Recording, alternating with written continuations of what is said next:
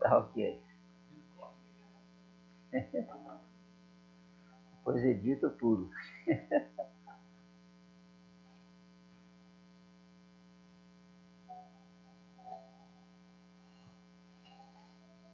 Na última aula, ainda me lembro, a gente terminou o exercício de série de Fourier na forma complexa. Achou a forma real?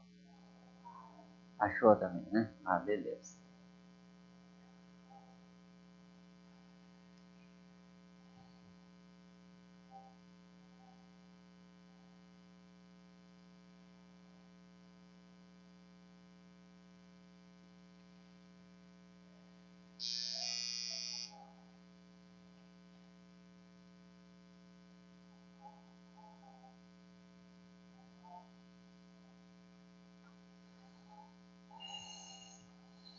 Bom, esse Parseval aqui, a gente tem dado o nome das pessoas, Mark,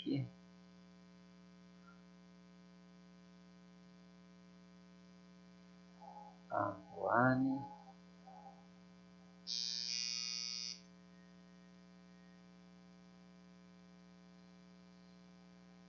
Parseval,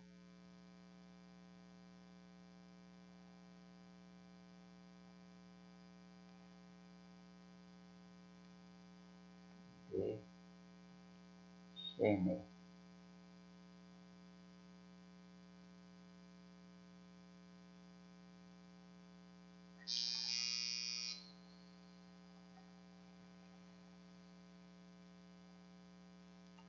Bom, vai ser um teorema, tá?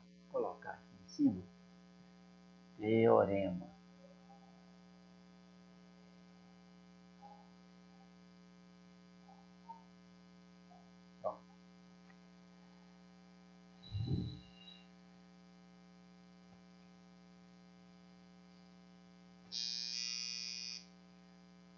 A nossa função f grande é a extensão periódica de uma f pequena. Então, essa é f grande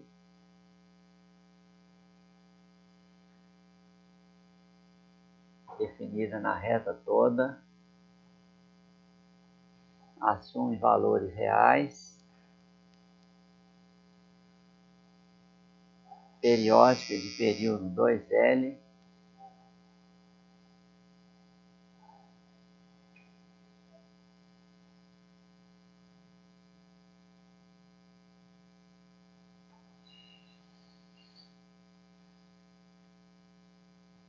e já dissemos uma vez que quando a função é periódica, ela já é automaticamente seccionalmente contínua, tá? Aqui nós vamos repetir, mas pelo fato dela ser periódica, já é seccionalmente contínua. A gente vai repetir isso, não tem importância não. Então, a função f e a derivada primeira são ambas seccionalmente contínuas, menos infinito, mais infinito. Pronto, então com essas hipóteses vale a seguinte identidade de Parseval.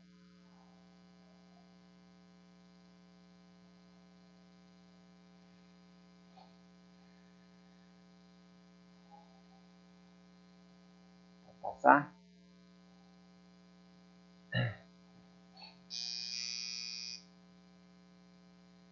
Diferente hoje.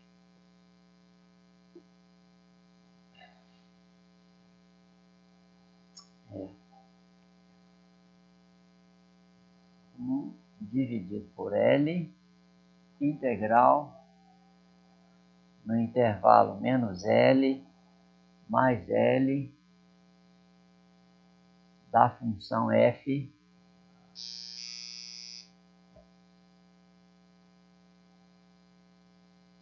ao quadrado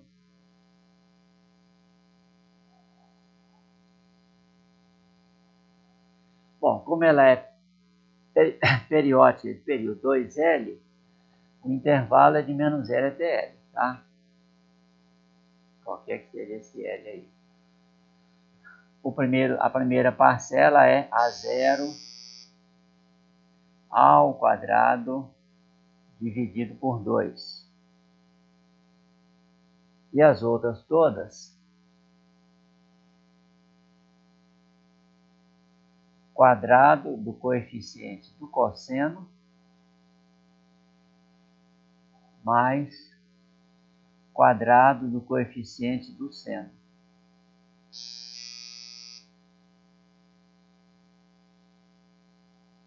Pronto, essa é a identidade Parseval, tá? Esses coeficientes A0, AM, BM são os coeficientes da série de Fourier dessa F grande.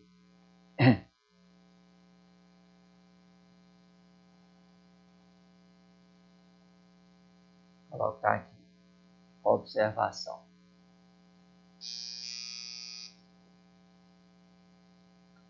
A0, AM, BM, coeficientes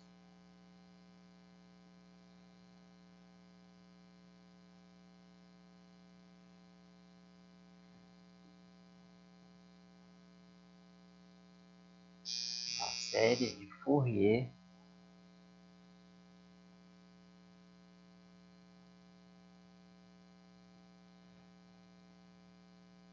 da função f grande.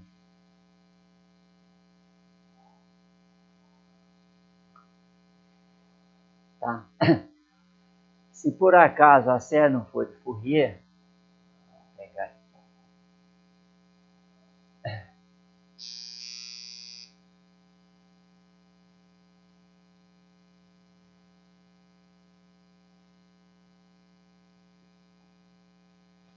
Não for de Fourier,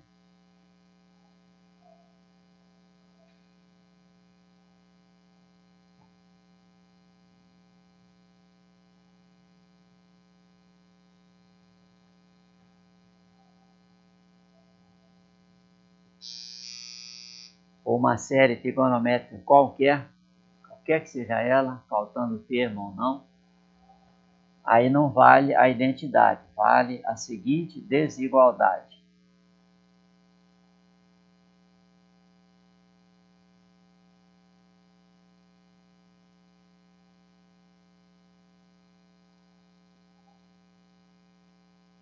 De Bessel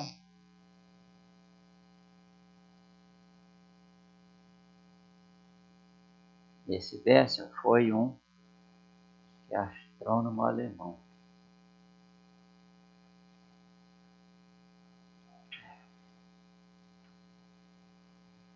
Friedrich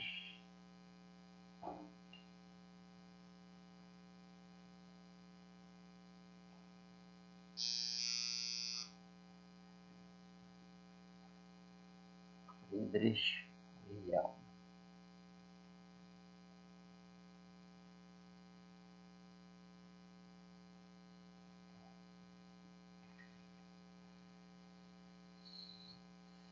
Essa desigualdade de Bessel já era conhecida antes da identidade Parseval. Parseval conhecia ela. E é exatamente isso aqui. Ó. O primeiro termo, 1 sobre L, menos L, até mais L, da função f grande, ao quadrado, é maior ou igual, é como se fosse a identidade, só que a gente tira o sinal de igual e substitui por maior ou igual. A0 ao quadrado sobre 2 e mais a soma dos outros coeficientes.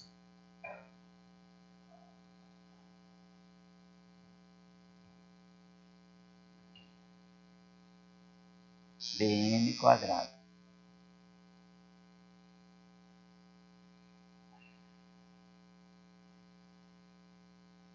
Pronto.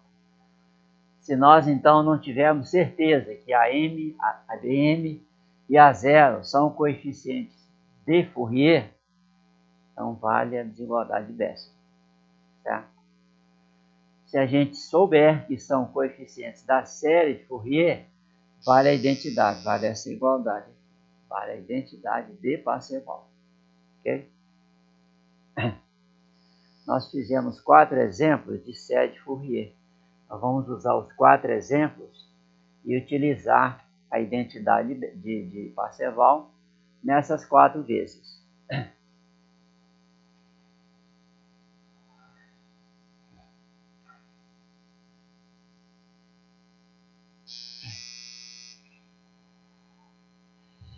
O nosso primeiro exemplo foi este aqui. A função f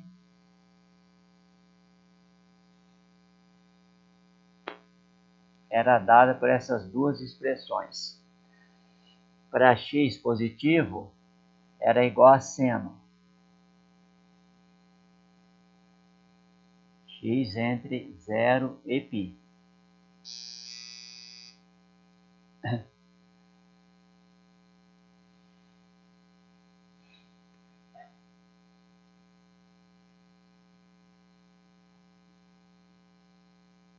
E para x negativo, era igual a 0.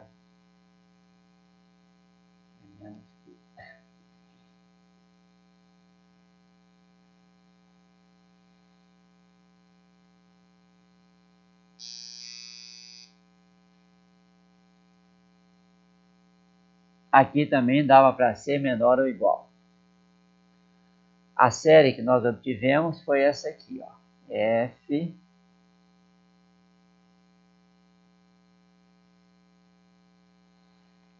sobre π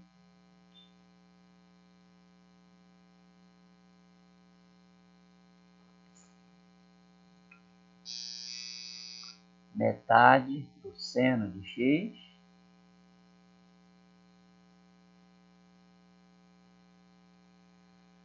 dois sobre π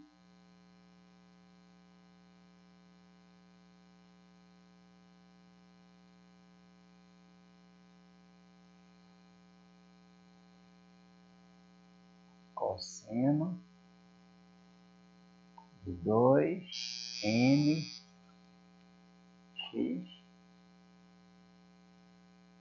sobre 4n quadrado menos 1.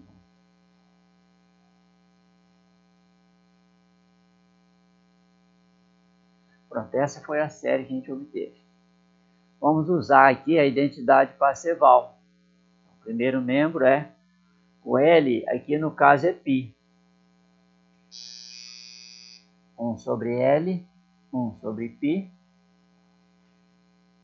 integral menos π até mais π dessa funçãozinha aqui, f de x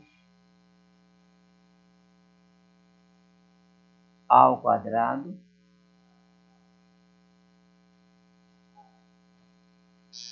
o A0 é aqui, A0 sobre 2 é 1 sobre π, né?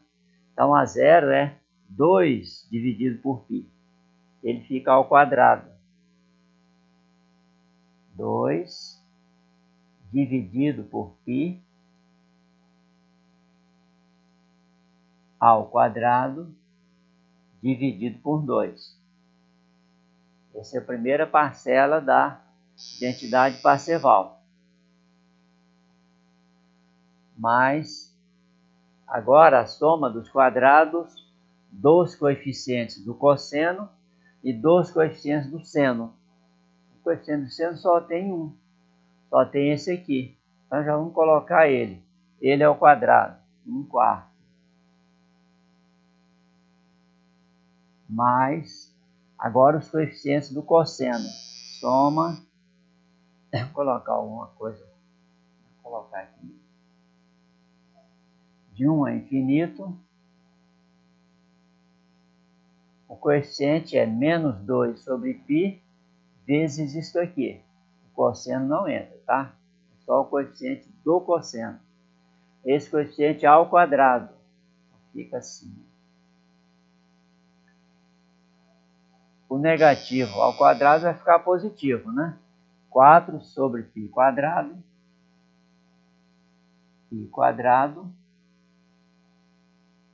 e esse denominador fica ao quadrado também. 4n quadrado menos 1 ao quadrado. Essa é a identidade parseval. O que nós vamos obter aqui, nós não vamos calcular o primeiro membro, trabalhar o segundo membro para mostrar que um é igual ao outro. Não vamos fazer isso, tá? No segundo membro, nós temos uma série numérica. Então, vamos calcular, através da identidade de Parseval, a soma dessa série numérica, tá? O primeiro membro, de menos π até mais π, veja que na parte negativa, a função é zero, tá? Então, na realidade, essa integral vai ser mesmo só de 0 até π. E a fzinho vai ser só seno, certo? Então, fica assim. Primeiro membro,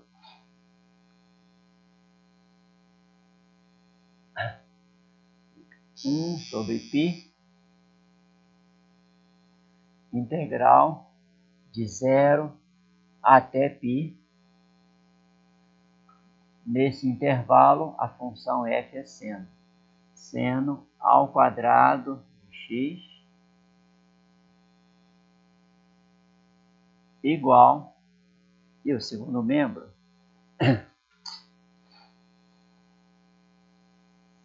vamos escrever como está aí, 2 sobre π,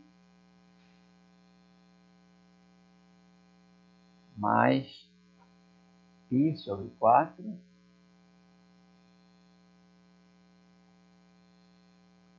mais 4 sobre π,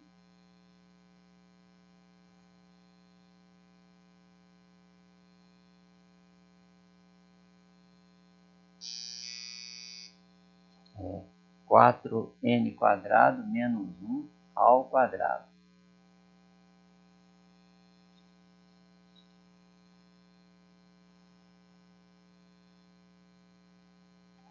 Pronto. A gente calcula essa integral, é imediato, tá? Vamos passar tudo para o primeiro membro e somar, calcular a soma daquela série numérica. Então, a soma dessa série numérica deverá dar o seguinte: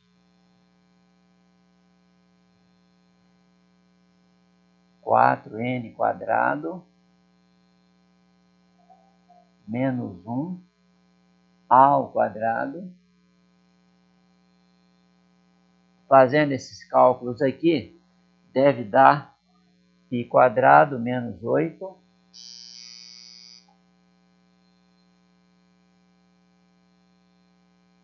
sobre 16. Todos esses termos são positivos, né? A série é absolutamente convergente. Então, o segundo membro tem que dar um número positivo também. E dá, né? Π ao quadrado é próximo de 10. Então, dá um número positivo. Bom, essa série aqui tem na nossa tabela lá. Tabela é a 21.32.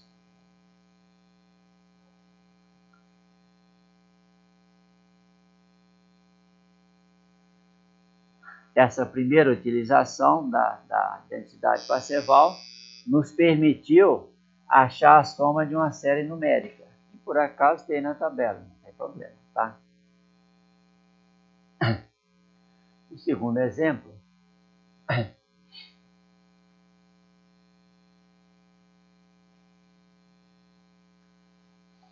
a nossa função era que a série em cossenos.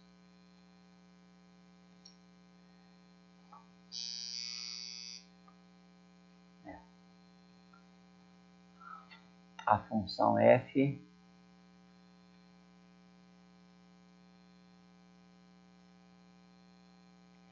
igual a 4x. X estava definido entre 0 e L.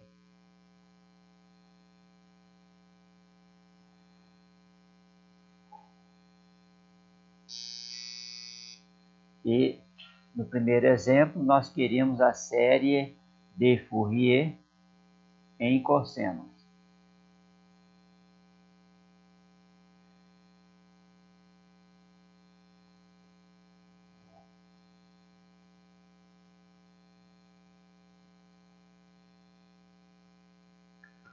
A série que nós obtivemos, 4x era igual a 2L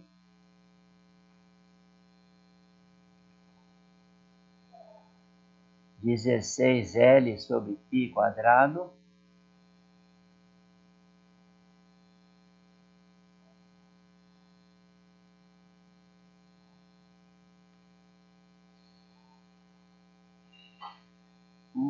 sobre 2n menos 1 ao quadrado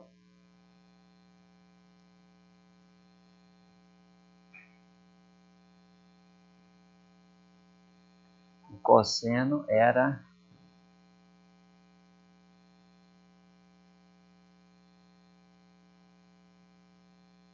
2n menos 1 vezes π vezes x sobre L. Pronto, essa foi a série que nós obtivemos. Nós vamos usá-la para aplicar de novo a identidade Parseval. Aqui, para pegar o intervalo menos L mais L, vamos pegar aqui a extensão par dessa F'zinho. Então fica, a identidade Parseval fica assim. 1 sobre L, integral, menos L, até mais L. Aqui vem a extensão par da função, P grande de F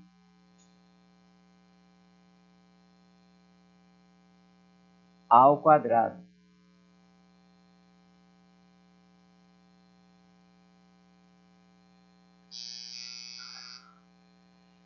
A0 sobre 2 é 2L.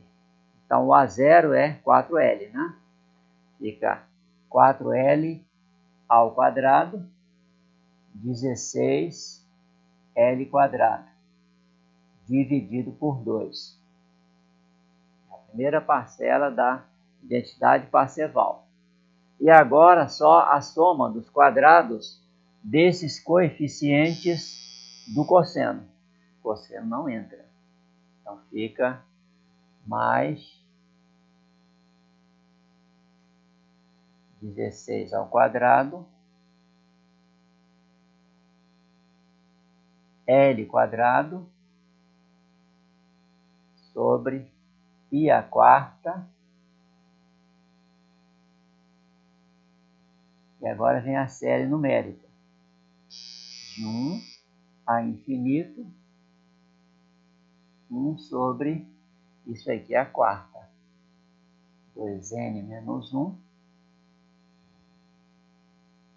a quarta. Isso aqui é 9 aí, né? Mas é 4 aqui.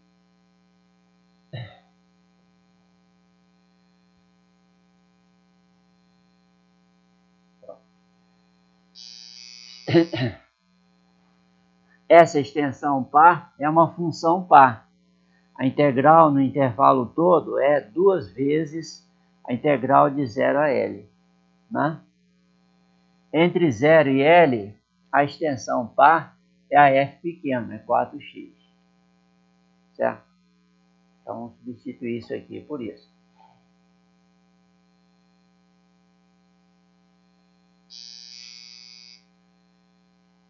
Sobre L, integra 2 vezes, né? 2 vezes aqui.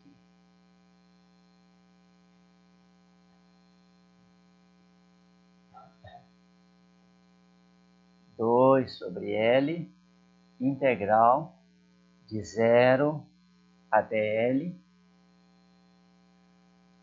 Aqui fica 4x ao quadrado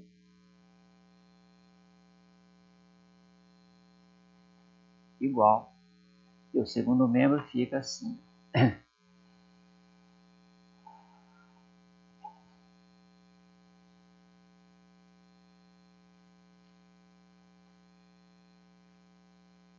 Entender? 8L quadrado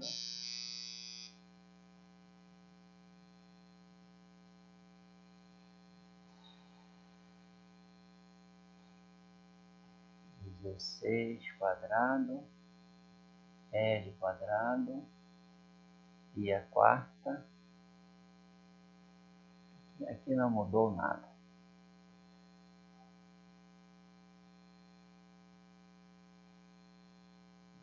N menos 1 a quarta.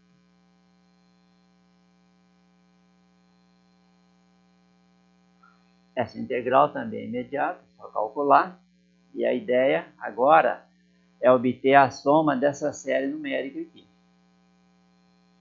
Então a soma dela deverá dar o seguinte.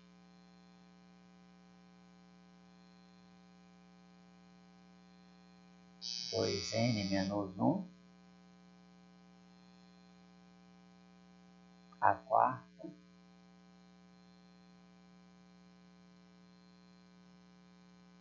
igual pi a quarta sobre 96.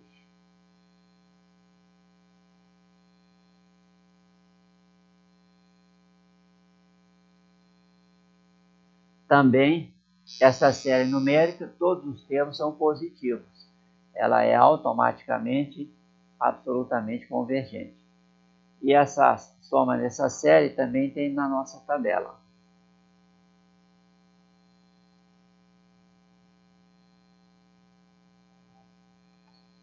Vinte e 21,26.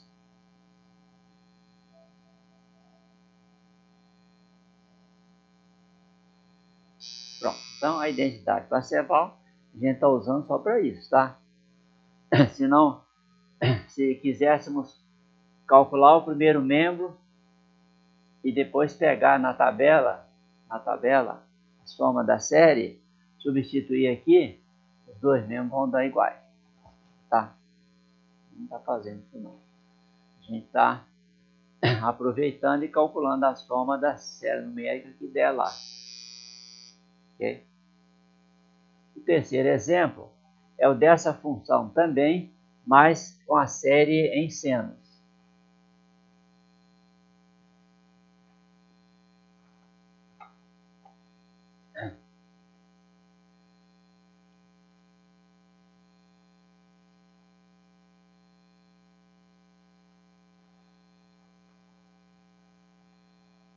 A função é a mesma, 4x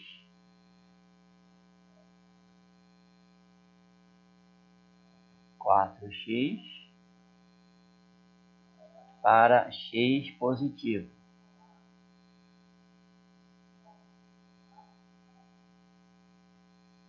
E aqui a série em senos. Nem precisa disso, né?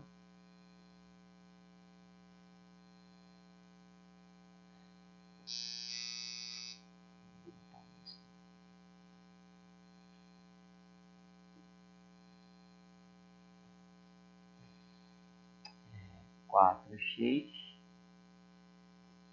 para x entre 0 e L.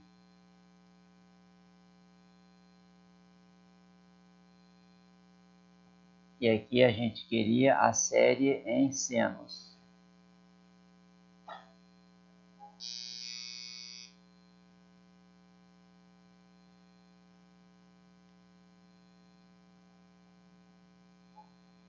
Nesse caso aqui,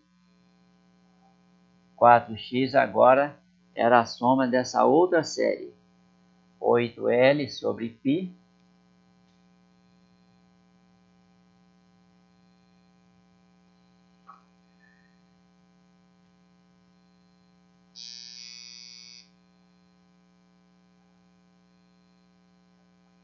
menos 1 elevado a m mais 1 sobre m vezes seno mpx sobre L.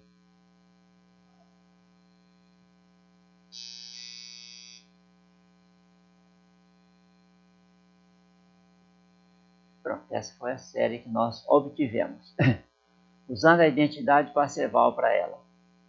Lembrar que para obter a série, a gente fez a extensão ímpar da f pequeno. Então é 1 dividido por L, integral do intervalo inteiro da extensão ímpar, I grande de f ao quadrado.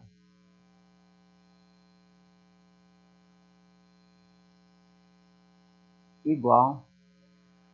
Essa série não tem coeficientes a 0 nem a m, só bm, né? Então é quadrado deles. 64L quadrado sobre π quadrado e dentro da série de 1 ao infinito, menos 1 elevado ao quadrado dá mais 1. Tá? O sinal menos desaparece.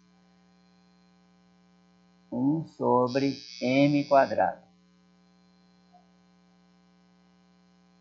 Pronto. Novamente aqui, a extensão ímpar ao quadrado é uma função par. A gente viu que função ímpar multiplicada por função ímpar dava par, tá? Então essa integral aqui, essa função par, integral no intervalo inteiro, é 2 vezes a integral na metade do intervalo da função f, que é o 4x de novo. Certo?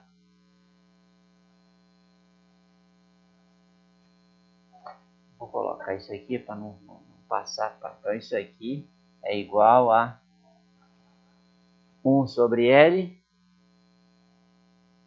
1 sobre L, aliás, 2 sobre L, né? 2 sobre L,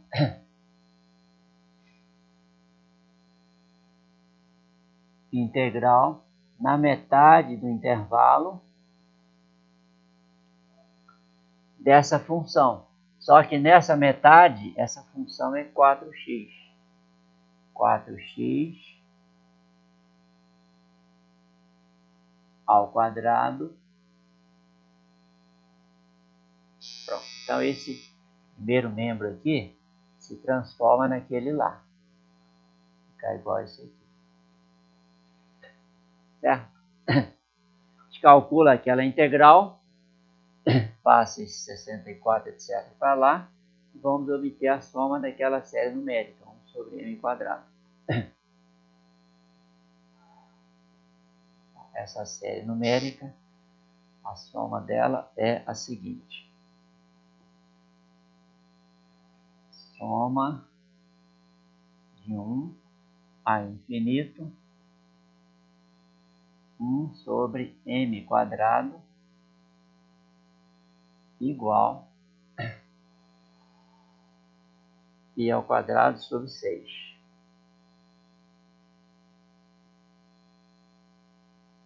Sobre 6. Também essa série tem na nossa tabela, 21,19.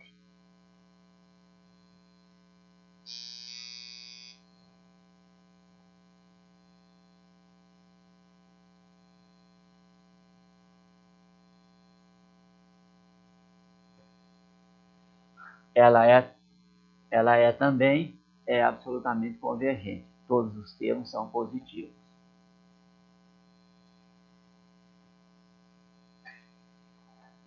O último exemplo que nós vimos foi para aquela função definida entre 8 e 10, né? F era igual a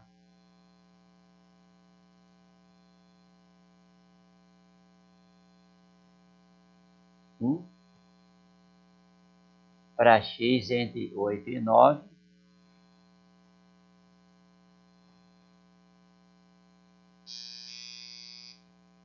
igual a 10 menos x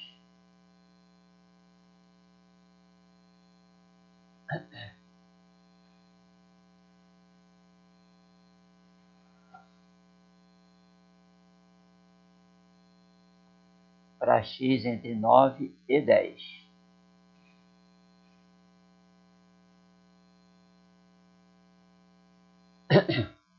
E a série que nós obtivemos, vou colocar aqui a extensão periódica, né? F grande de x era igual a 3/4. Lá na ocasião nós separamos em duas séries. Essa de cossenos,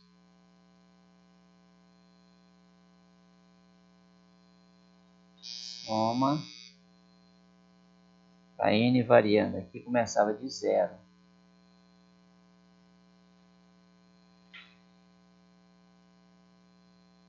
Cosseno 2n mais 1 πx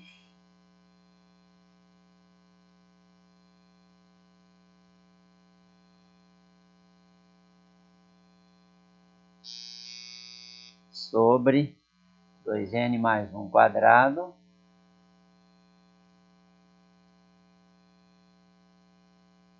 e a série de senos 1 sobre π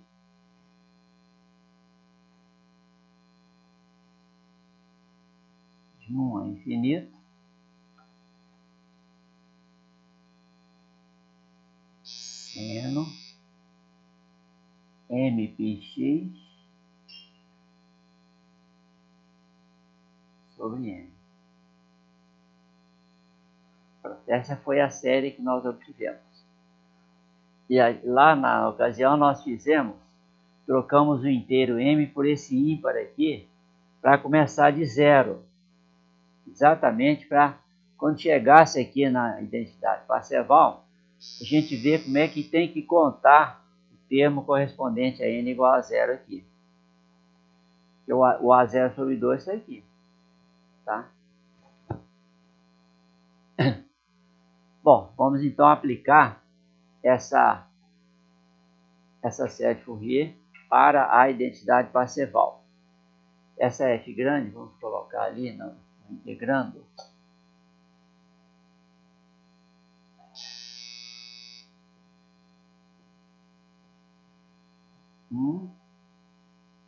Era L, no caso aí era 1, né? Era 10 menos 8 era 2L, né? Então L é igual a 1. Então, 1 sobre L, 1 sobre 1, integral de menos 1 até 1, identidade Parseval, tá? Da extensão periódica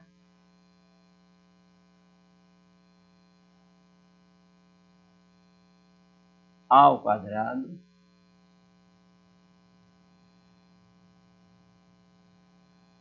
era igual. A0 sobre 2 era 3/4. Então, A0 é 3 meios. 3 meios ao quadrado. Dividido por 2. Mais. Vou somar agora os termos em coeficiente do cosseno. Fica 4 sobre π à quarta. π à quarta. Soma. Começando de 1 a infinito. Isso aqui já é identidade Parseval, tá? Começa de 1 a infinito, não de 0.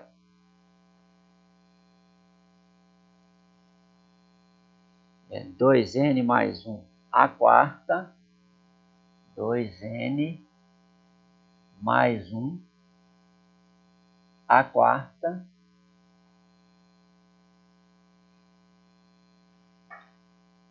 mais, agora os coeficientes do seno ao quadrado. Fica 1 sobre π quadrado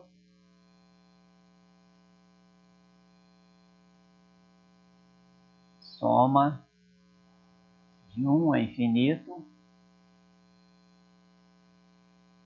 1 sobre m quadrado.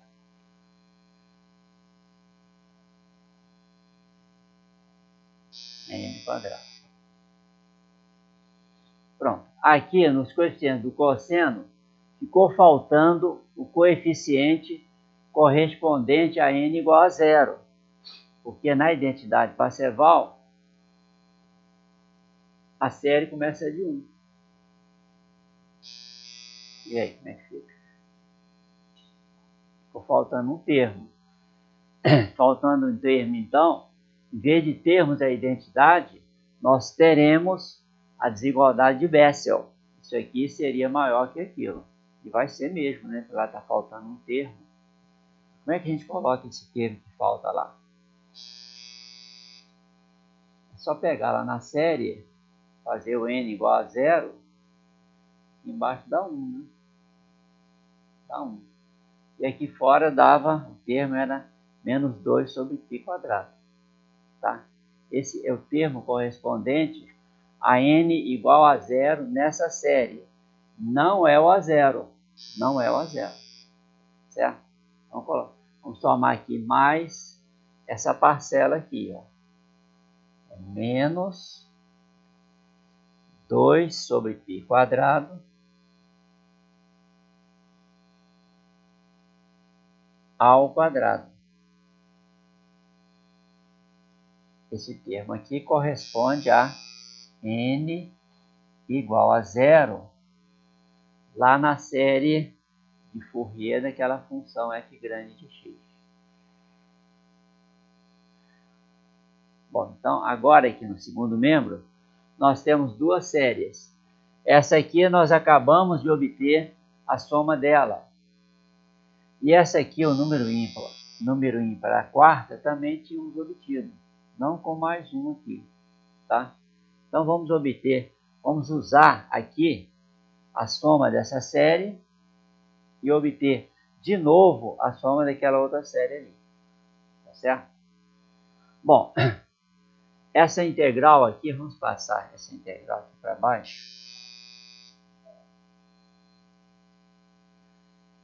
Esse 1 sobre 1 não vamos escrever. A função extensão periódica entre menos 1 e mais 1 era isso aqui, ó. Integral de menos 1 até 0. Na ocasião lá, isso aqui era menos x ao quadrado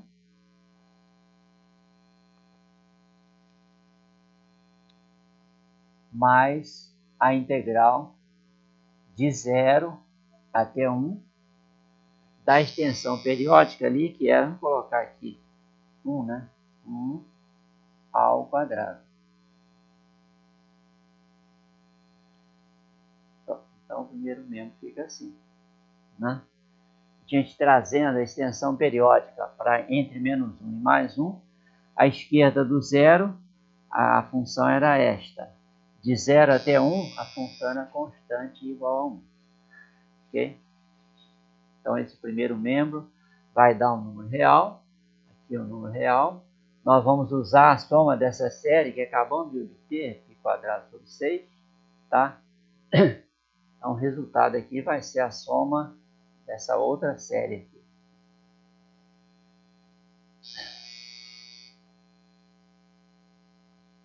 Soma, variando de 1 a infinito, 2n mais 1 à quarta,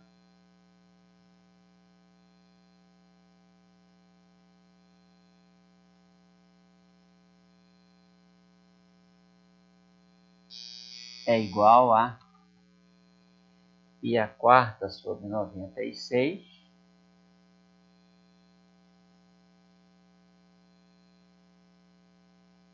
menos 1. Dá isto. Ainda há pouco nós tínhamos achado a soma das séries em que aqui era um ímpar na quarta potência só igual a 94 sobre 96. Esse menos 1 apareceu aí agora. A gente pode passar o menos 1 aqui para o primeiro membro. Fica 1 mais essa série. Vamos ver se dá para a gente colocar esse 1 dentro da série. Se fizermos n igual a 0, o primeiro termo é 1 mesmo. Então dá, né? Certo? A gente vai trazer esse menos 1 para cá, fica 1 mais essa série. A gente pode colocar o 1 lá dentro, começando o n a partir de 0 agora. Então, a forma final é essa aqui, ó. De 0 até infinito. 2n mais 1, a quarta, igual e a quarta sobre 96. Pronto. Isso aí a gente já tinha visto, né? 21,26 na tabela.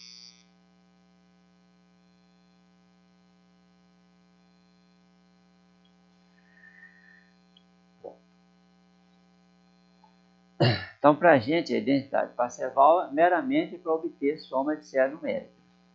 Ela tem valor, tem importância maior que isso, né? Que a gente não vai ter chance de usar aqui.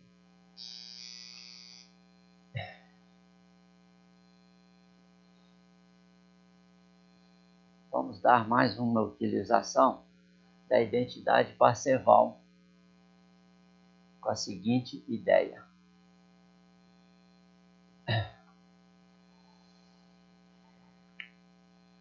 A função seno ao cubo de x é uma identidade trigonométrica que diz que essa potência terceira do seno pode ser escrita assim: 3/4 do seno de x menos 1/4 do seno de 3x. Isso aqui vale para x real, menos infinito até mais infinito. Certo? Essa identidade normalmente a gente usa para calcular a integral de função trigonométrica, em que a gente substitui o expoente, né, por duas funções seno elevado ao expoente 1. A integral do segundo membro é bem tranquila, tá? Bom, para usar aqui nessa identidade trigonométrica, que é válida para qualquer arco real, nós vamos supor aqui que o arco pertença ao intervalo menos π até mais π. Certo? Só para poder usar a identidade Parseval. Bom, então para o x nesse intervalo, a série de Fourier do seno ao cubo de x é igual. Lembrar que seno ao cubo é uma função ímpar, certo? Então a série de Fourier dela só tem termos em senos. De 1 a infinito, B1, seno de mπx sobre L. O L é π. Então fica só seno de mx. B1 não, BN, né? mx. Vou trocar o 1 aqui por m. É bn. Pronto, essa é a série de Fourier em senos, né, da função seno ao cubo. Vamos escrever três termos dela. B1 seno de x, B2, seno de 2x,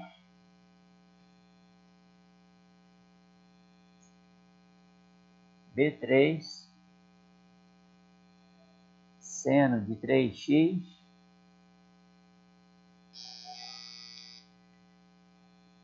etc. Pronto. Essa é a série de Fourier do seno ao cubo. Se nós compararmos essa série com a identidade no intervalo menos π mais π, essa aqui é a série de Fourier do seno ao cubo. Né? Certo?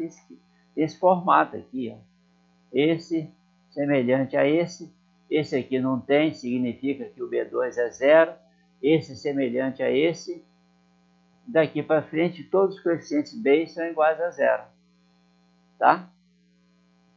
Então nós vamos enxergar nesse intervalo menos π mais π, o segundo membro da identidade como sendo a série de Fourier. Claro que não é série, né? Só tem dois termos, mas seria a série de Fourier dessa função seno ao cubo nesse intervalo aqui. Então a gente vê que B1 é igual a 3/4, né? B1 igual a 3/4. B2 não tem seno de 2x, então o B2 vai ser zero. O B3 vai ser menos 1/4. Menos 1/4. E do B4 para frente é tudo zero. Certo? B4 é igual a B5, etc., que é tudo igual a zero. Pronto. Vamos usar para essa série de Fourier a identidade de Parseval. Fica assim.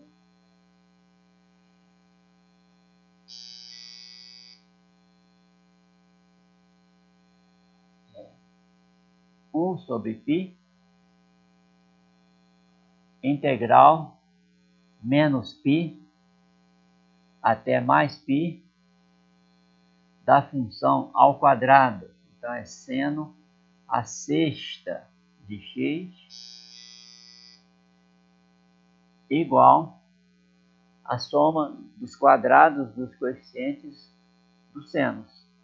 Só tem o B1, que é 3/4, o quadrado dá 9/16. Tem o B3, que é menos 1/4, o quadrado dá 1/16.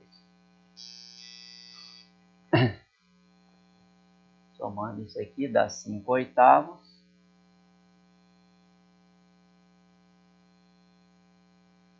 Passando esse π para lá, integral de menos π até mais π do seno a sexta de x é igual a 5π sobre 8. Sobre 8. Pronto. Essa integral, por acaso, não tem na nossa tabela. Tá? Então, a identidade Parseval se presta para também calcular integrais definidas. Né? Integrais definidas. Vamos pegar um exemplo similar ao seno, mas agora com cossenos. Pegar essa identidade aqui para o cosseno.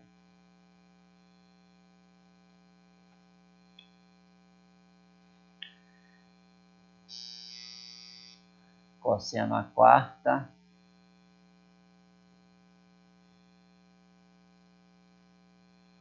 a identidade é 3/8 mais metade do cosseno de 2x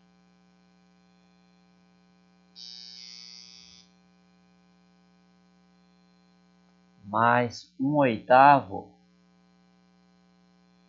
do cosseno de 4x essa identidade vale para qualquer arco, menos infinito até mais infinito. Nós vamos considerar o arco entre menos π e mais π.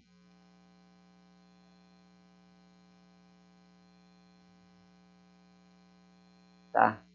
E a série de Fourier do cosseno à quarta, cosseno à quarta é uma função par, né? Então a série de Fourier dela só tem termos em cossenos.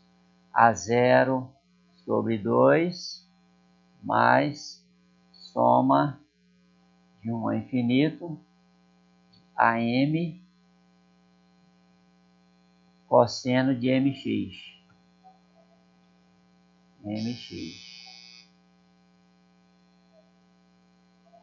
E a ideia é a mesma, né? Escrever até o quarto termo, né?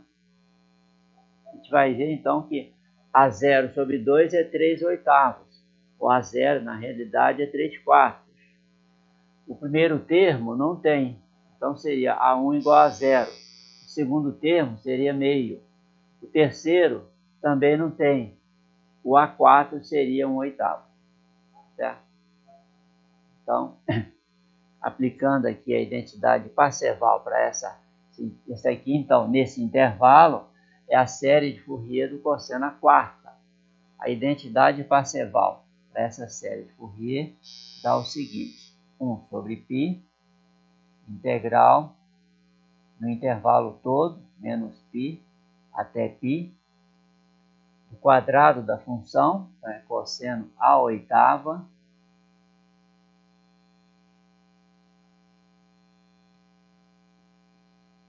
vai dar 9 sobre 32,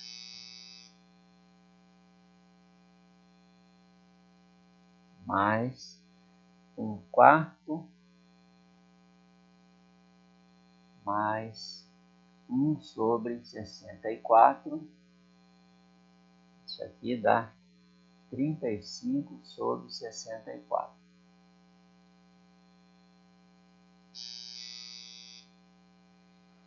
Pronto. Então, aqui a integral definida do cosseno à oitava, passando o π para lá, é 35π sobre 64. Tá? Essa integral também não tem lá na nossa tabela de integrais definidas. Integral de menos π até mais π,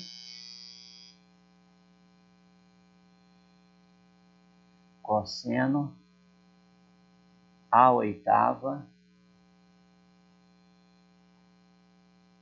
é igual a 35π sobre 64.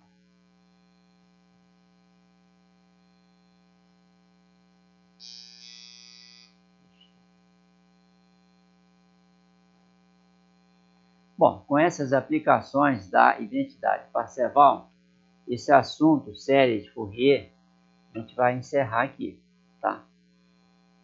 Para passar para o assunto seguinte, que são as equações adjuntas.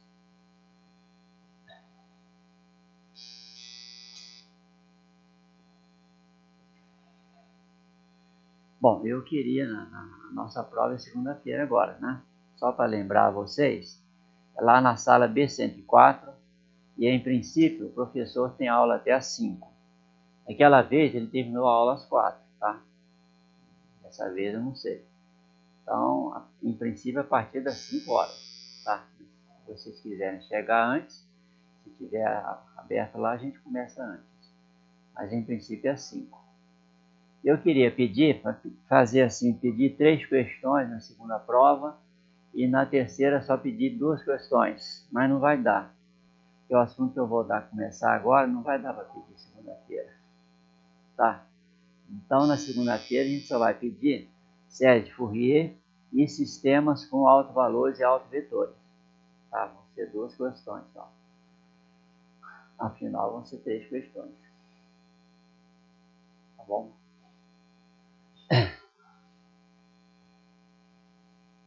Bom, esse assunto de equações adjuntas.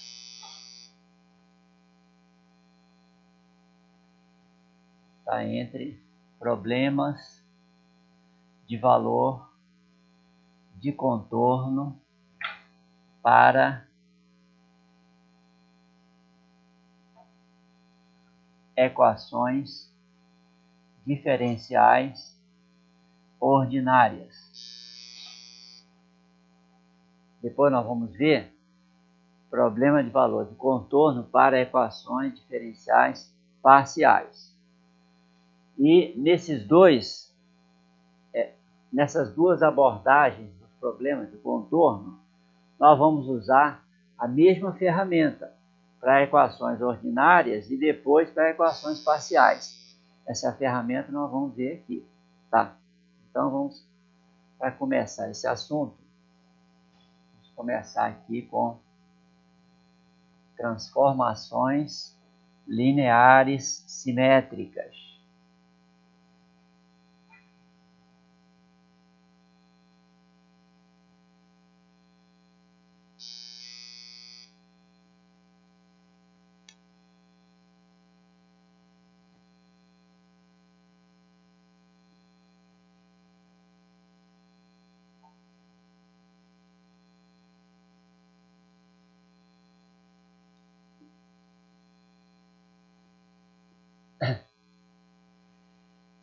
Esta primeira definição que a gente precisa dar é a seguinte.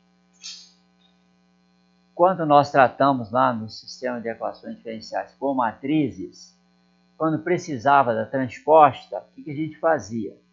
Da matriz original, a primeira coluna virava, aliás, a primeira linha virava a primeira coluna, a segunda linha virava a segunda coluna, e assim por diante. Aquela matriz de lá era chamada transposta, tá? Então, para matrizes é simples obter a transposta de uma matriz, é só transformar linha em coluna ou coluna em linha, tá? Mas para transformação linear não é tão simples assim. Então, nós vamos dar aqui definição de transposta de uma transformação linear. Com essa definição, se a gente escrever a transformação linear em forma de matrizes, a transposta dada por essa definição é a transposta da matriz como a gente está acostumado a fazer, certo? Então, a definição de transposta de uma transformação linear é esta aqui, ó.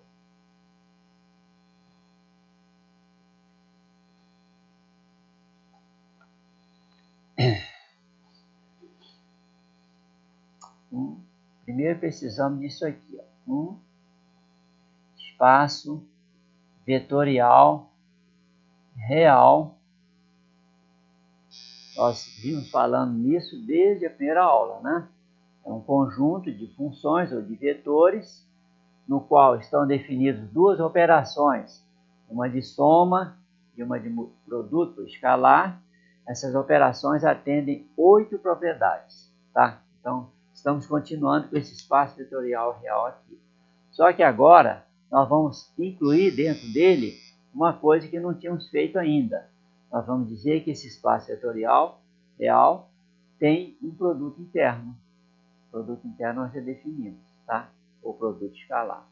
Então, esse nosso espaço vetorial real tem um produto interno também, tá? Munido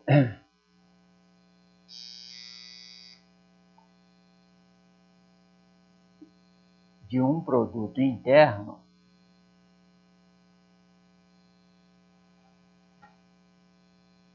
Produto interno é sinônimo de produto escalar.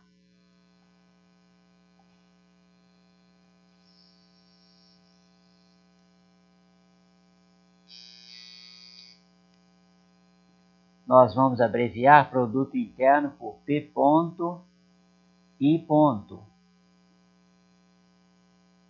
Então, um espaço vetorial tendo um produto interno é chamado espaço euclidiano. Espaço vetorial euclidiano, chamado, vou colocar só euclidiano, espaço vetorial real euclidiano. Mas a gente só vai chamar de espaço euclidiano, tá? Espaço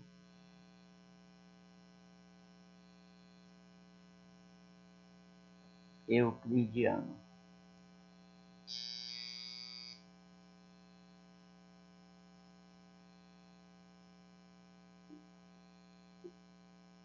Bom. Aí. Então, para falar em transposta, nós precisamos que o espaço vetorial real seja euclidiano, ou seja, tem um produto interno lá dentro, qualquer que seja ele, mas tem. Só para lembrar, esse euclidiano aqui é do Euclides, geômetra da Grécia, tá? Não é o nosso Euclides da Cunha, não, infelizmente. Não estamos homenageando ele, não.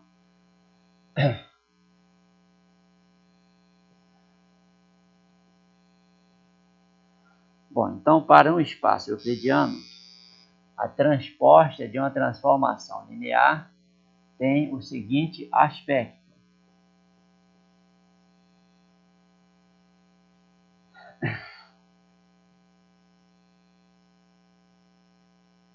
Considerar dois espaços euclidianos. Um S, manuscrito assim, subespaço de um outro V, manuscrito assim, tá? Ambos espaços euclidianos.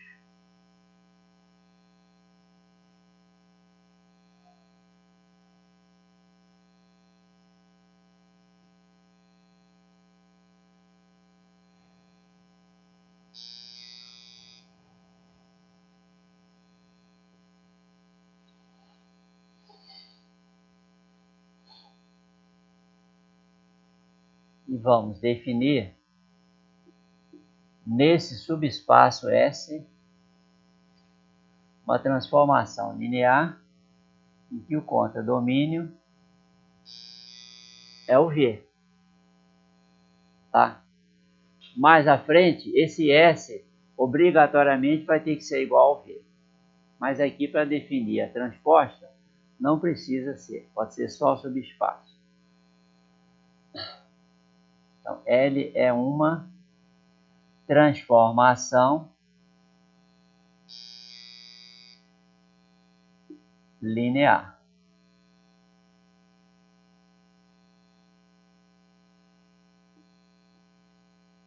Pronto.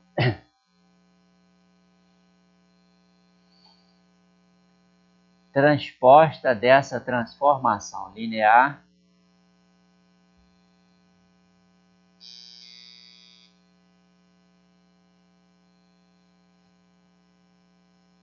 de L, esse aqui é o que a gente vai definir. A transposta de L vai ser denotada por L com T maiúsculo em cima, assim. Alguns livros usam L com T minúsculo, é a mesma coisa. Outros livros usam L com T minúsculo aqui à esquerda, também é a mesma coisa. Tá, o nosso livro texto, o Kreider, usa desse jeito aí, L transposta assim. A transposta da transformação linear, a definição já até afirma, tá certo? É a transformação linear também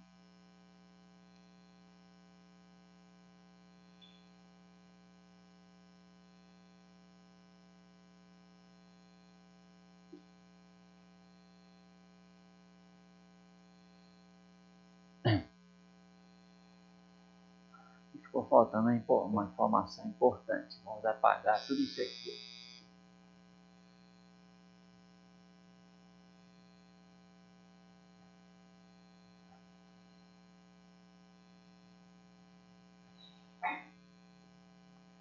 Então, transposta de L tem que dizer que é em relação ao produto interno de S ou de V, tá? Isso é importante. Em relação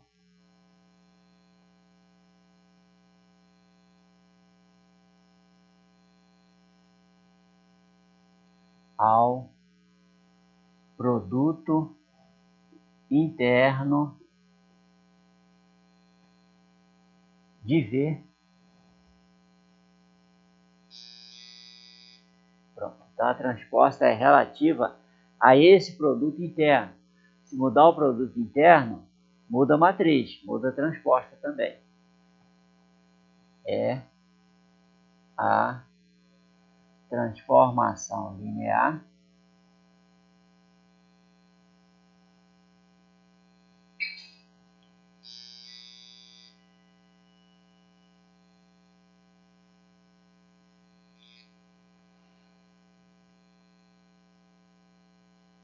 L transposta. Estamos repetindo aqui, mas não tem importância não, tá? Dada por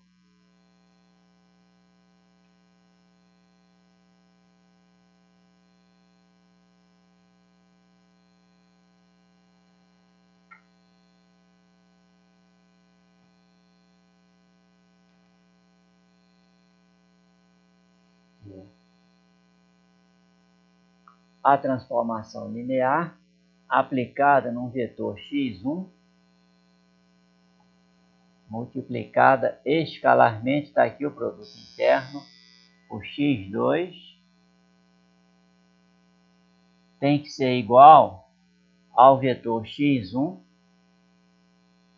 multiplicado escalarmente por L transposta aplicado em x2, quaisquer que sejam esses dois vetores.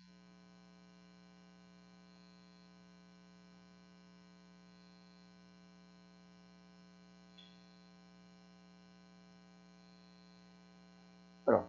Então, a transposta é uma transformação linear para a qual essa igualdade tem que ocorrer. Então, qualquer que seja a forma dela, se acontecer a igualdade, essa forma da transformação linear é chamada de transposta desta aqui, em relação a esse produto interno aqui, esse pontinho ali, tá? Então, essa é a definição de transposta. Agora vamos, através dela, redefinir o que é uma transformação linear simétrica. Quando a transposta de L é igual a L, pode acontecer, tá? Então, quando acontecer, a gente chama de L é uma transformação linear simétrica. L é chamada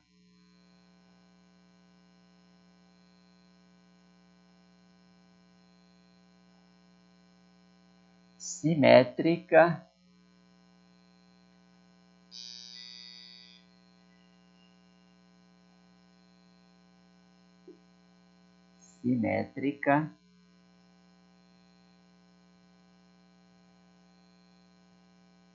em relação ao produto interno de V.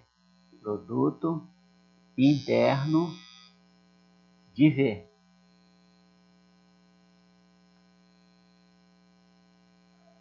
Então, essa é a transformação simétrica. A transposta dela é igual a ela. A outra, quando a transposta for igual ao negativo de L, tá? Essa L é chamada antissimétrica. L é chamada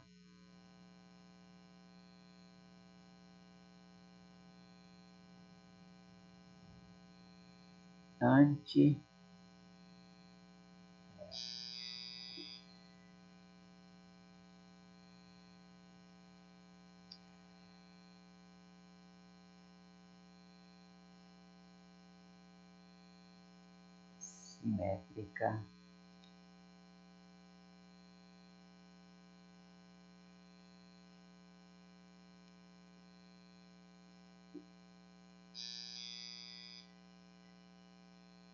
em relação ao produto interno de V.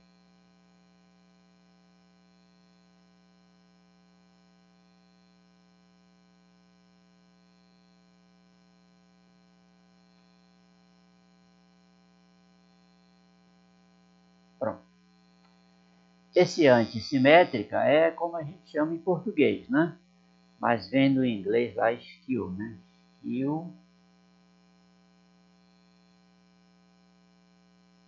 Skew symmetric. Usa antissimétrica. Não tem muito a ver não, mas é como a gente chama. Nós vamos dar duas propriedades das transformações lineares simétricas. E posteriormente vamos dar mais uma meia dúzia de propriedades dessa transformação linear simétrica. Por enquanto, essas duas a gente já vai usar já.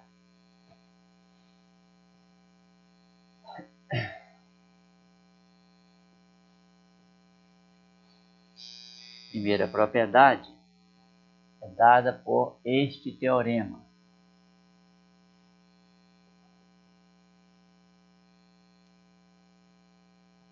Vejam.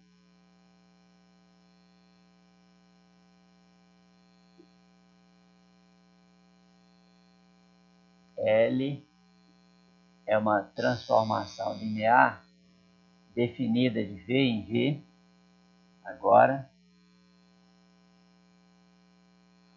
simétrica,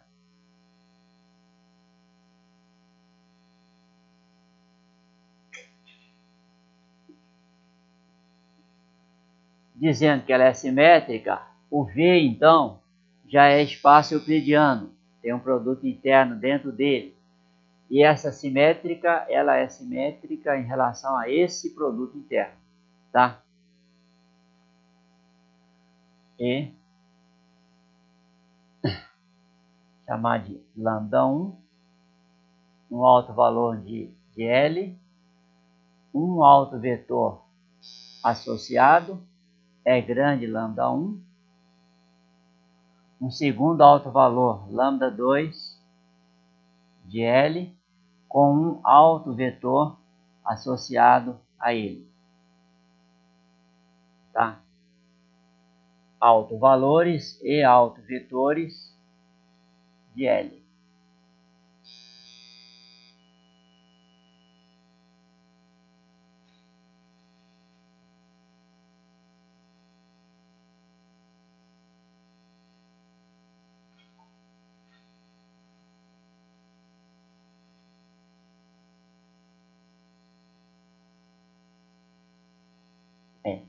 Pronto. Então, o teorema já diz que L simétrica tem altos valores. Tá? Pegou dois deles e associamos a cada um deles um alto vetor, qualquer, não precisa ser unitário nem nada, qualquer alto vetor. O teorema demonstra então,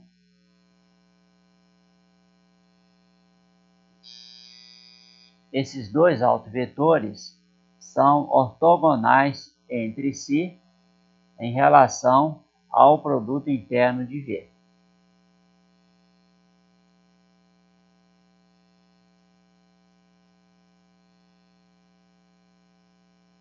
Se os autovalores forem diferentes entre si.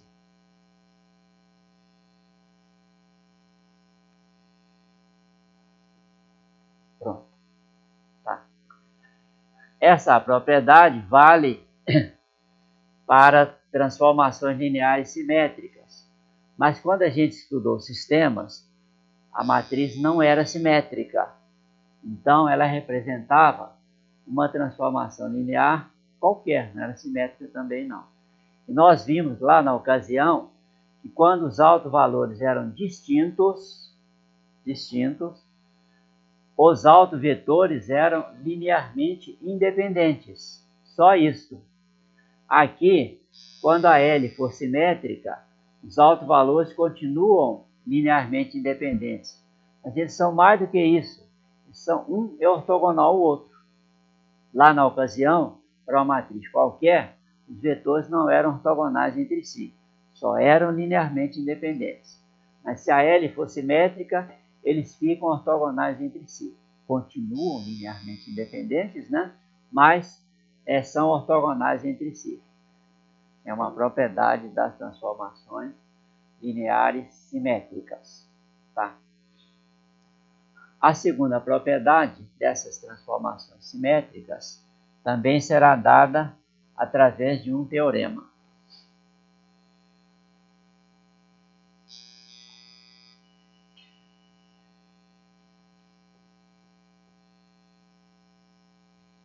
A propriedade é a seguinte: todos os autovalores de uma L simétrica são reais.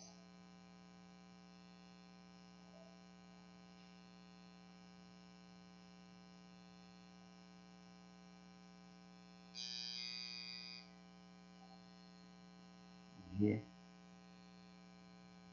uma transformação linear simétrica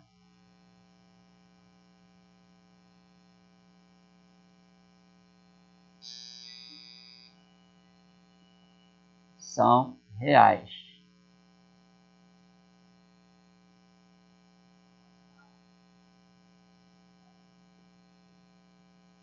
Pronto, é uma propriedade das transformações simétricas.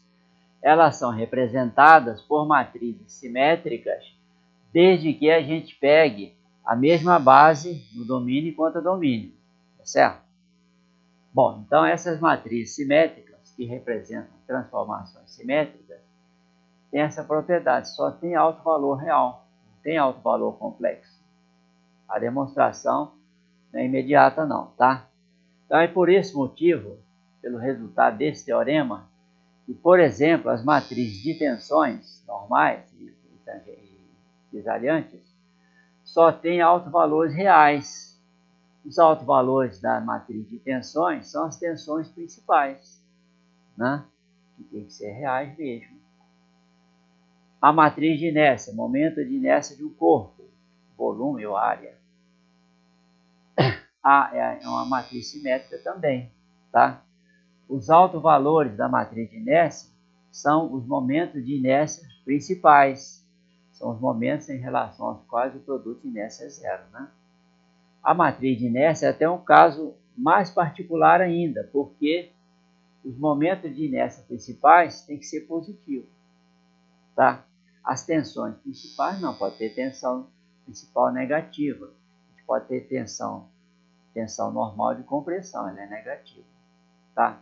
Mas essas propriedades de matrizes de tensões, matrizes de inércia, terem os altos valores reais, não é mera coincidência não, é um resultado desse teorema, tá? Como ela é simétrica, os altos valores são reais mesmo, repetidos ou não, mas são reais.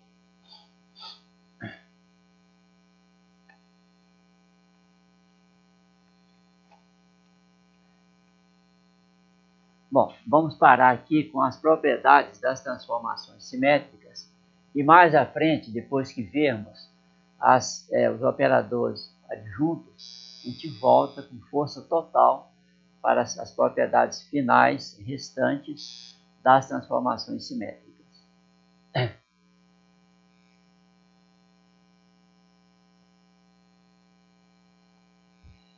Nós vamos agora estudar umas operadores diferenciais chamados operadores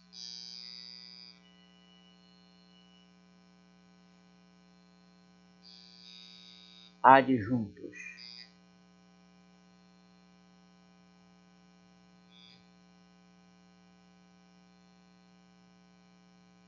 Nós só vamos estudá-los para equações diferenciais ordinárias de segunda ordem só. De ordem superior é similar, mas a gente não vai estudar. De segunda ordem.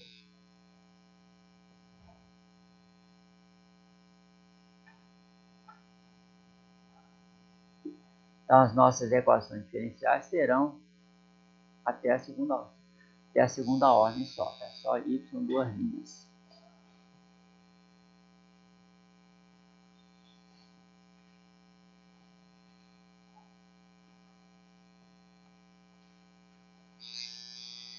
começar aqui com a nossa equação diferencial ordinária.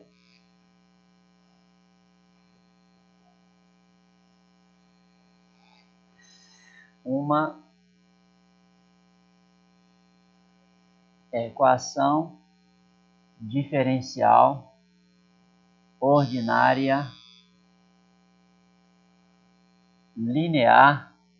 A gente só está estudando equações lineares, mas vamos escrever aqui para não esquecer, tá? Linear normal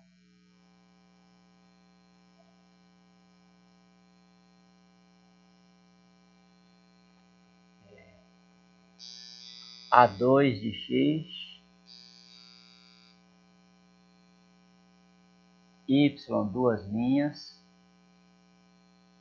mais A1 de x, y linha, mais A0 de x, y, igual h de x. Então, é uma equação diferencial não homogênea. Segundo membro é diferente de zero. Como ela é normal, o coeficiente dominante, o coeficiente da derivada de maior ordem, é uma função que não se anula no domínio da equação diferencial. Tá?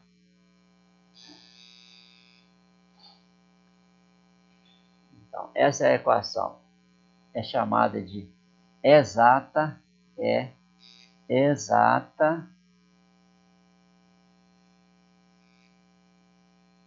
Está definindo isso aqui, ó. Equação diferencial ordinária, linear, normal, muita coisa. Exata, se somente se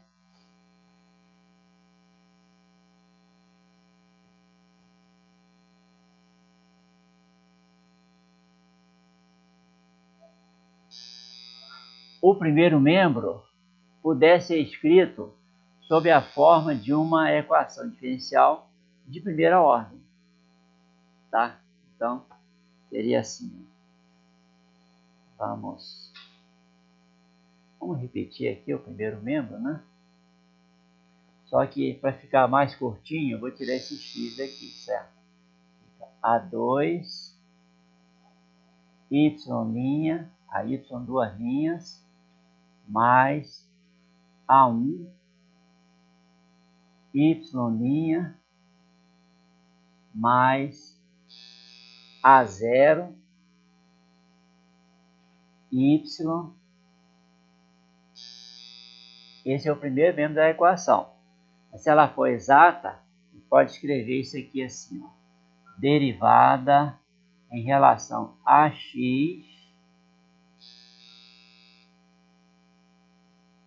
do seguinte operador de primeira ordem.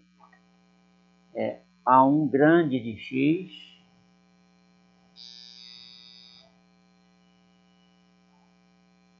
derivada primeira mais A0 grande de x vezes a incógnita.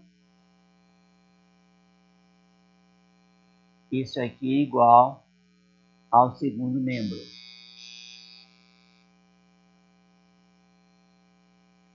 Pronto, então se ela for exata, esse primeiro membro pode ser escrito assim, ó, derivada em relação a x de uma equação ou de um operador de primeira ordem. Tá? O segundo membro permanece igual, não muda nada. Então, se ela for exata, uma integral a gente já faz, né? Integral do lado de cá em relação a x é igual a integral do lado de lá em relação a x mais uma constante de integração. Não esquecer a constante de integração. De modo que a integral do primeiro membro já dá direto, né, sem maiores problemas, uma equação diferencial de primeira ordem. Como ela é linear, essa aqui a gente sabe resolver sempre por fator integrante. Certo? Então, se a gente tiver uma equação de segunda ordem exata, a gente acha a solução dela exata também. Nem, né, aproximada, nem nada. Solução analítica da equação diferencial.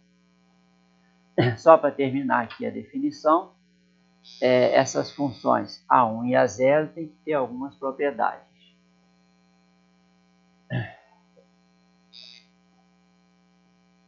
Então, aquela igualdade vale, continuando lá, né? Qualquer que seja a incógnita y de classe C2 no intervalo I. Intervalo I é o intervalo onde a equação diferencial está definida. Pode ser a reta toda, ou não, pode ser um intervalo fechado, tá?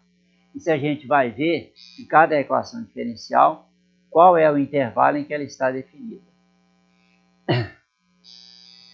E certas funções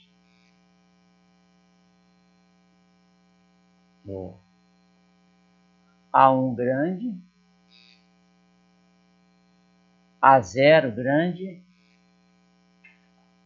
ambas de classe C1 no intervalo I.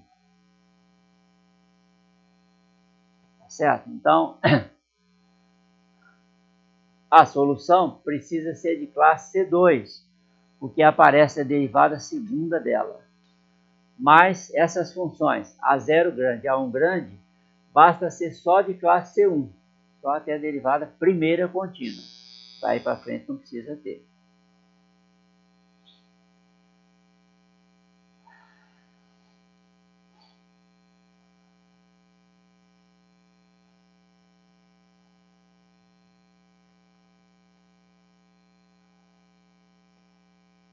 Bom, então, se uma EDO for exata, aquele primeiro membro dela, né?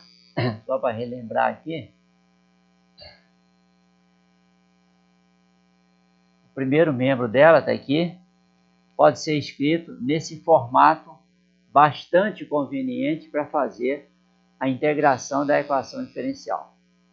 Agora, se ela não for exata de cara, a definição que vamos dar em seguida nos ensina a achar uma função que, multiplicando os dois membros da equação diferencial por essa função, ela se transforma em exata. É legal também, tá? A gente tem essa função aí que vai transformar, eventualmente, a nossa equação em exata. Então, vamos ver que função é essa aí.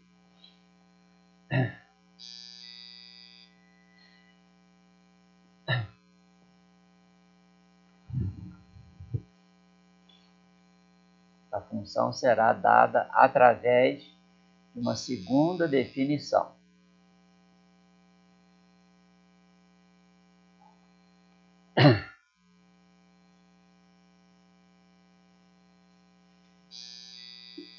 Vamos chamar a nossa equação diferencial dada no primeiro teorema de L grande de Y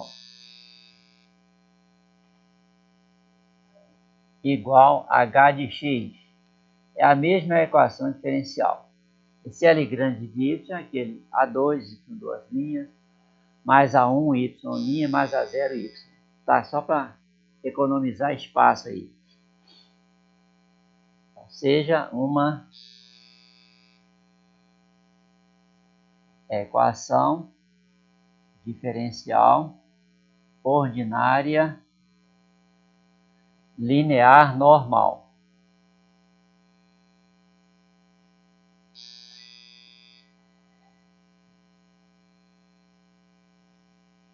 Só para a gente lembrar, normal no intervalo de definição da equação diferencial.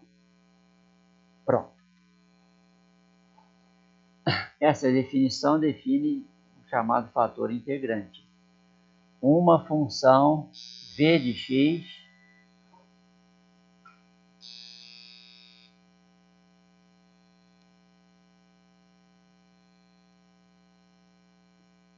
uma função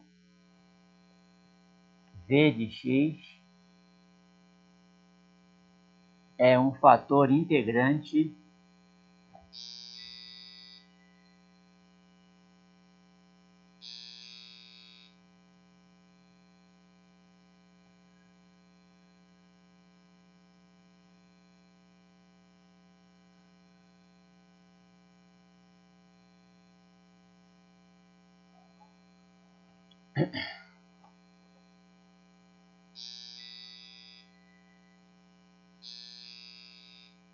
dessa equação diferencial, vou repetir ela aqui.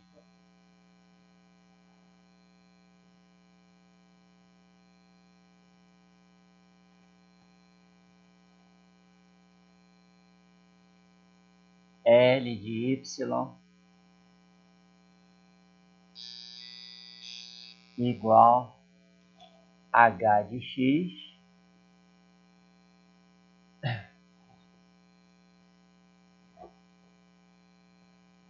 se e somente se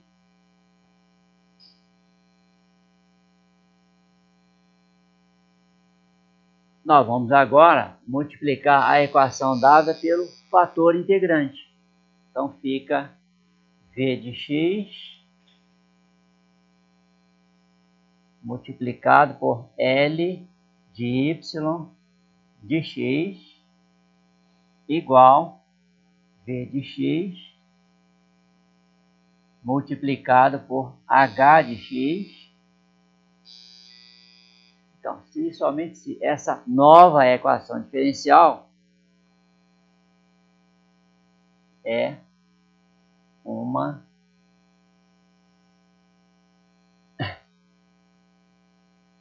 equação diferencial ordinária normal, linear, né?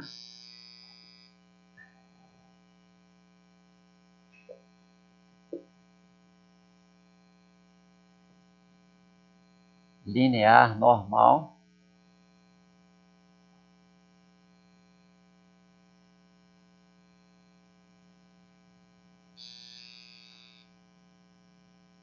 exata.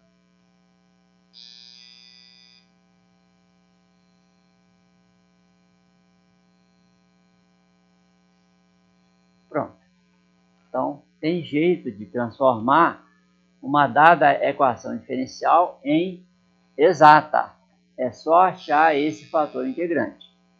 A gente vai ver que esse fator integrante v de x aqui não tem nada a ver com o fator integrante que a gente está acostumado para a equação de primeira ordem, que é a exponencial elevada à integral. Tá? Não é aquele lá não, é diferente daquele.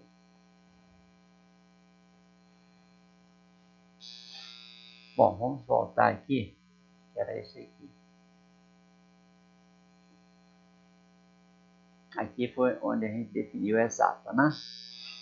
A ideia agora é a seguinte: nós vamos efetuar essas derivadas aqui e vamos escrever o coeficiente, que é o A2 pequeno, da derivada segunda, vamos dizer que vai ser igual ao coeficiente aqui da derivada segunda também.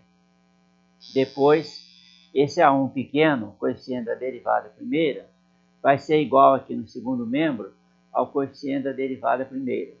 E assim por diante. Tá? Então, se a equação diferencial for exata, tem essa relação entre os coeficientes A pequenos e os coeficientes A grande. Tá? Vamos escrever isso então.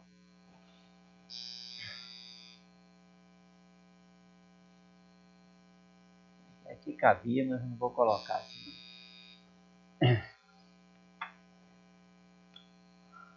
Se a equação dada já é exata, L de y de x igual a h de x é exata,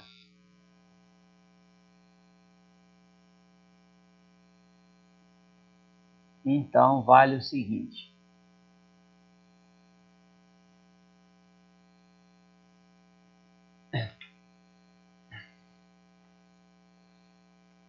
na hora já solta aqui já. Só terminar a relação aqui. O coeficiente A2 de x pequeno vai ser igual ao coeficiente A1 grande de x.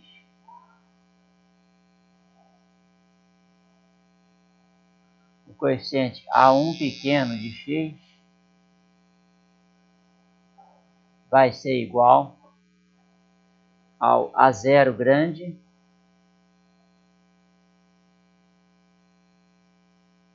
mais a derivada do A1 grande.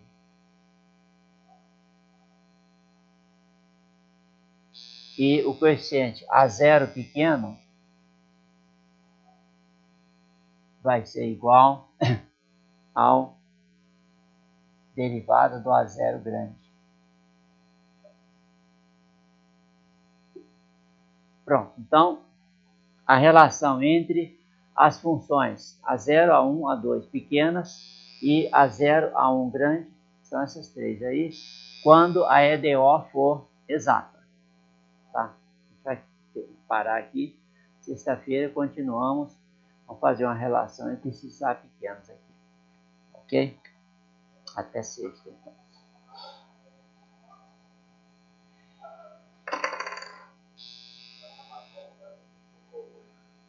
Já é no terceiro, né? É no terceiro.